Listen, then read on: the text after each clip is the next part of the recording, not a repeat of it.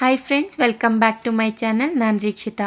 ಇವತ್ತು chicken curry, chicken ಗ್ರೇವಿನ ಸ್ಪೈಸಿಯಾಗಿ ಹೇಗೆ ಮಾಡೋದಂತ ನೋಡೋಣ ಬನ್ನಿ. ನಾನು ಆಲ್ರೆಡಿ ಚಿಕನ್ ಗ್ರೇವಿಗೆ ಏನೇನು ಬೇಕು ಅದೆಲ್ಲ ಇಂಗ್ರೀಡಿಯೆಂಟ್ಸ್ನ ಹೆಚ್ಚಿಟ್ಕೊಂಡಿದ್ದೀನಿ.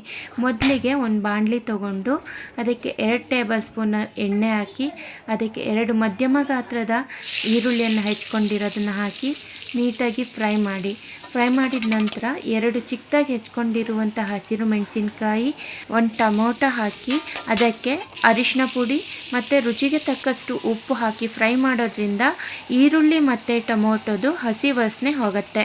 ನಂತರ ಇದಕ್ಕೆ ನೀಟಾಗಿ ತೊಳೆದಿಟ್ಕೊಂಡಿರುವಂತಹ ಚಿಕನನ್ನು ಹಾಕಿ ಮಿಕ್ಸ್ ಮಾಡೋದ್ರಿಂದ ಚಿಕನ್ನು ಅರಿಶಿನ ಪುಡಿ, ಉಪ್ಪು, ಟೊಮೊಟೊದು ಹುಳಿನ ಚೆನ್ನಾಗಿ ಅಬ್ಸರ್ವ್ ಮಾಡುತ್ತೆ. ನಂತರ ಇದಕ್ಕೆ ಸ್ವಲ್ಪ ಜಿಂಜರ್ ಗಾರ್ಲಿಕ್ ಪೇಸ್ಟ್ನ ಹಾಕಿ ನೀಟಾಗಿ ಮಿಕ್ಸ್ ಮಾಡಿ 10 ನಿಮಿಷ ಒಂದು ಮೀಡಿಯಮ್ ಫ್ಲೇಮಲ್ಲಿ ಬೇಯಕ್ಕೆ ಬಿಡಿ. ಹೀಗೆ ಬೇಯಕ್ಕೆ ಬಿಡೋದ್ರಿಂದ ಚಿಕನ್ನು ನೀಟಾಗಿ ಬೆಂದು ನೀರು ಬಿಟ್ಟಿರುತ್ತೆ. ಹೀಗೆ ಬಿಟ್ಟಿದೆ ಅಂದರೆ ಚಿಕನ್ ಬೆಂದಿದೆ ಅಂತ ಅರ್ಥ. ಇದಕ್ಕೆ 1.5 ಟೇಬಲ್ ಸ್ಪೂನು ಅಚ್ಚ ಖಾರದ ಪುಡಿ, 1 ಟೇಬಲ್ ಸ್ಪೂನು ಧನಿಯಾ ಪುಡಿ, ಅರ್ಧ ಟೇಬಲ್ ಸ್ಪೂನು ಗರಂ ಮಸಾಲ ಅಥವಾ ನಿಮ್ಮ ಹತ್ರ ಚಿಕನ್ ಮಸಾಲ ಇದ್ದರೆ ಚಿಕನ್ ಮಸಾಲನೂ ಹಾಕ್ಬೋದು.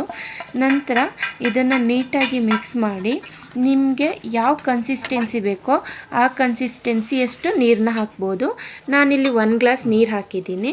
ನಂತರ ಅದಕ್ಕೆ ಕೊತ್ತಂಬರಿ ಸೊಪ್ಪು ಮತ್ತು ಅರ್ಧ ಹೋಳಷ್ಟು ನಿಂಬೆ ರಸನ ಹಾಕಿ ನೀಟಾಗಿ ಮಿಕ್ಸ್ ಮಾಡಿದ್ದೀನಿ. ಹಿಂಗೆ ಮಾಡೋದ್ರಿಂದ ನಿಮ್ಮ ಚಿಕನ್ ಫ್ರೈ ರೆಡಿ ಆಗುತ್ತೆ. ಈ ಚಿಕನ್ ಫ್ರೈನ ನೀವು ಅನ್ನ, ರೊಟ್ಟಿ, ಚಪಾತಿ ಯಾವುದ್ರ ಜೊತೆ ಬೇಕಾದ್ರೂ ಸವಿಬಹುದು. ನೀವು ಮಾಡಿ ಹೇಗಿತ್ತು ಅಂತ ಕಮೆಂಟ್ ಮೂಲಕ ತಿಳಿಸಿ. ನೀವಿನ್ನೂ ನನ್ನ ಚಾನಲ್ನ ಸಬ್ಸ್ಕ್ರೈಬ್ ಮಾಡಿಲ್ಲ ಅಂದರೆ ಪ್ಲೀಸ್ ಸಬ್ಸ್ಕ್ರೈಬ್ ಮಾಡಿ, ಲೈಕ್ ಮಾಡಿ, ಫಾಲೋ ಮಾಡೋದ್ರಿಂದ ನನಗೆ ಇನ್ನಷ್ಟು ವೀಡಿಯೋಸ್ ಮಾಡೋಕ್ಕೆ ಎನ್ಕರೇಜ್ ಸಿಕ್ತಂಗಾಗುತ್ತೆ. Thank you.